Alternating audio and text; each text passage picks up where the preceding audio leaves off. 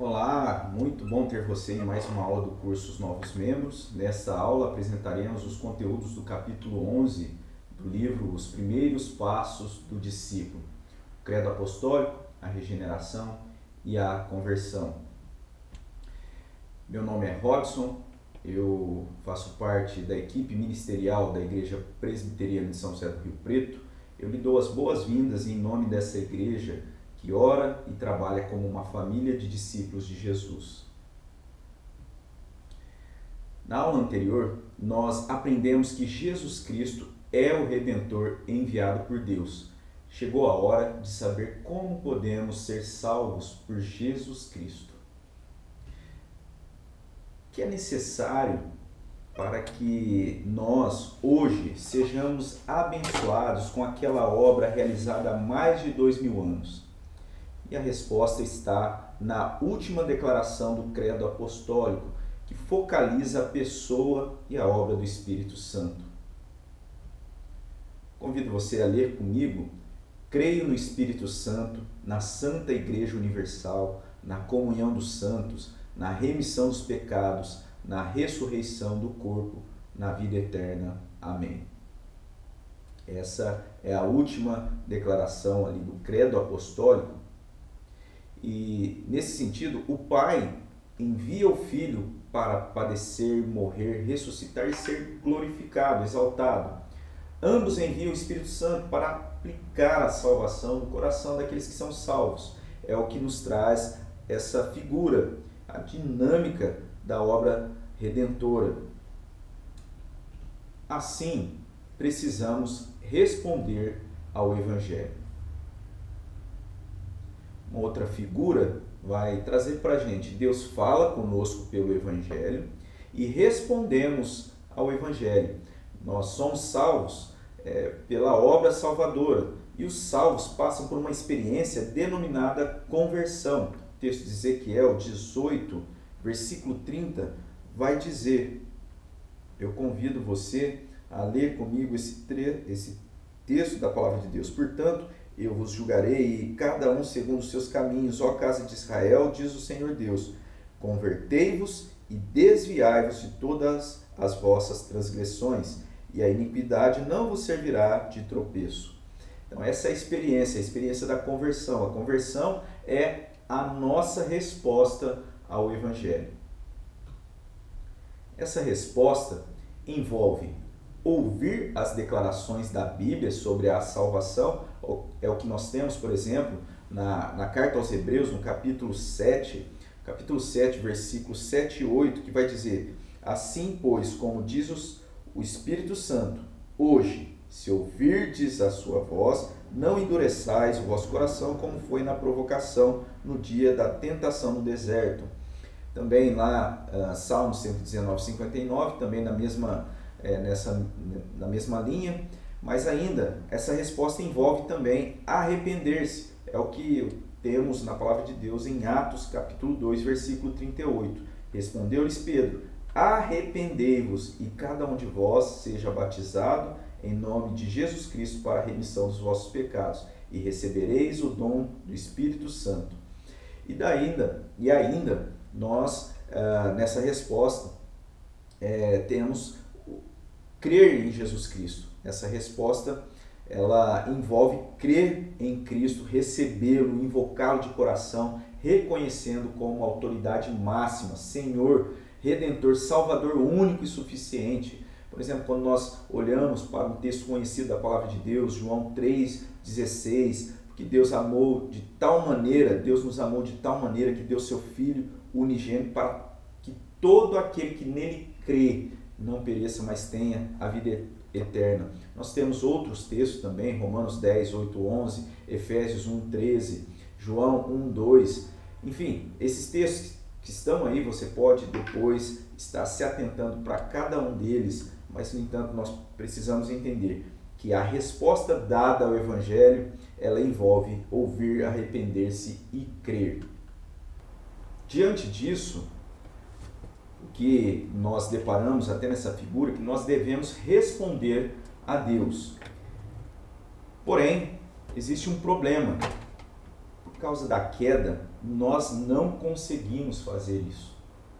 A palavra de Deus vai trazer essa situação, esse grande problema.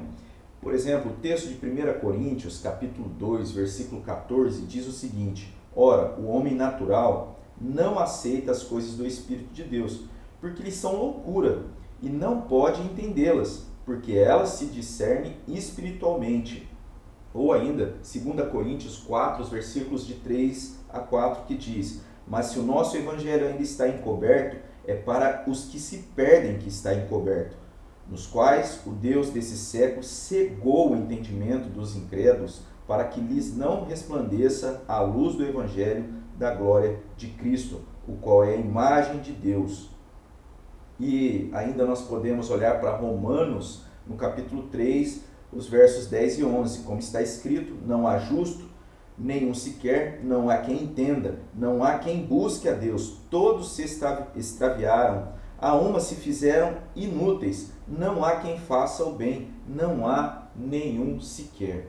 Então essa é a realidade que nós encontramos na palavra de Deus sendo mostrado, o homem natural, o homem caído.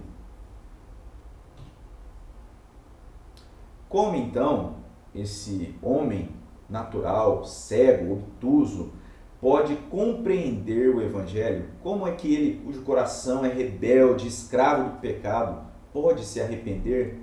Como é que ele, dado à idolatria e morto em seus delitos, pode então crer? Resposta a esse problema: precisamos ser regenerados pelo Espírito Santo. Diante disso, Deus mesmo é quem nos regenera e converte. Assim podemos, então, como temos aqui nessa figura, a conversão é obra divina. Deus nos regenera, Deus fala conosco pelo Evangelho e nós respondemos ao Evangelho. E como também temos aí nesse slide, o Espírito Santo ilumina nossa mente, assim compreendemos a sua mensagem. Deus mesmo, o Espírito Santo, amolece o nosso coração, assim nos arrependemos. A própria fé que colocamos em Cristo, a própria fé então que nós depositamos em Cristo, é um presente de Deus, que dele, de Deus mesmo nós recebemos. E daí esse texto, eu creio que vale a pena a gente se voltar a esses trechos, esses textos da palavra de Deus. Jeremias, capítulo 31, os versículos 18 e 19. Bem ouvi que Efraim se queixava, dizendo: castiga-me, e fui castigado como novilho ainda não domado. Convertei-me e serei convertido, porque tu és o Senhor meu Deus. Na verdade, depois que me converti, me arrependi. 2 Coríntios 4, 6, gostaria de mencionar também, porque Deus que disse: das trevas resplandecerá a luz, Ele mesmo resplandeceu em nosso coração para a iluminação do conhecimento da glória de Deus na face de Cristo. Ou seja, são textos que vão trazer essa verdade, que o próprio Espírito Santo ilumina nossa mente, amolece o nosso coração.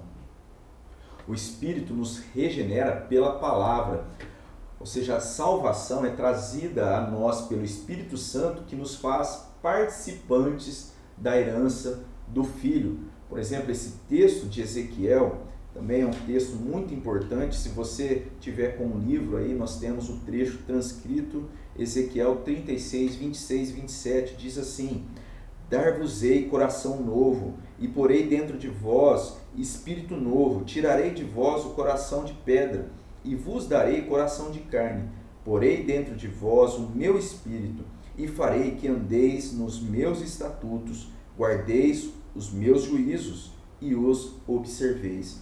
Ou seja, Deus operando graciosamente essa obra de regeneração. Deus enviou seu Filho, e depois da ressurreição de Cristo, cumpriu a promessa que ele havia garantido. Por exemplo, quando nós olhamos para o texto de João 16, 7 e 8, em que o próprio Senhor Jesus, mas eu vos digo a verdade, convém-vos que eu vá, porque se eu não for, o Consolador não virá para vós outro. Se, porém, eu for, eu vou-lo enviarei. Quando ele vier, convencerá o mundo do pecado, da justiça e do juízo. Ou seja, o Espírito Santo de Deus agindo de forma soberana e graciosa na vida do pecador. O que você crê sobre o Espírito Santo? O Catecismo de Heidelberg, a pergunta 53 é respondida da seguinte forma: primeiro, creio que ele é verdadeiro e eterno Deus como o Pai e o Filho. E segundo, que ele foi dado também a mim. Por uma verdadeira fé, ele me torna participante de Cristo e de todos os seus benefícios. Ele me fortalece e fica comigo sempre. Pelo Espírito Santo, nascemos de novo, recebemos uma nova vida. Eu acho importante até ler esses textos, mas eu vou diretamente para o texto de Efésios 2, 4 e 7, está aí no final da página 50, diz assim: mas Deus, sendo rico em misericórdia, por causa do grande amor com que nos amou, e estando nós mortos nos nossos delitos, nos deu vida juntamente com Cristo. Pela graça sois salvos, e juntamente com Ele nos ressuscitou e nos fez assentar nos lugares celestiais em Cristo Jesus, para mostrar nos séculos vindouros a suprema riqueza da sua graça, em bondade para conosco em Cristo Jesus. Ou seja, nós que estávamos mortos nos nossos delitos e pecados, somos vivificados pela obra do Espírito Santo, pela obra salvadora de Deus. O nosso novo nascimento, a regeneração, é uma aplicação da palavra em nossos corações que nos capacita ao arrependimento e à fé.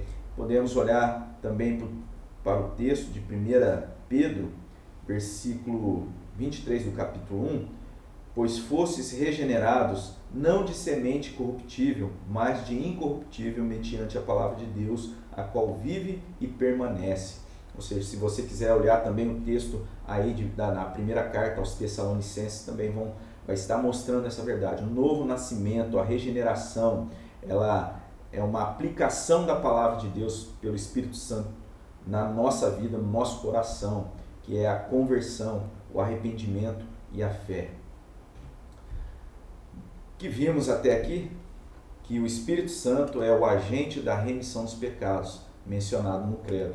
A necessidade da ajuda dele para a nossa salvação se torna mais clara conforme entendemos que sem a regeneração operada pelo Espírito, o novo nascimento, nós não conseguiríamos responder ao chamado do Evangelho. Então, no próximo segmento da aula, nós veremos que isso confirma que a salvação é somente pela graça. Eu espero você lá, que Deus abençoe.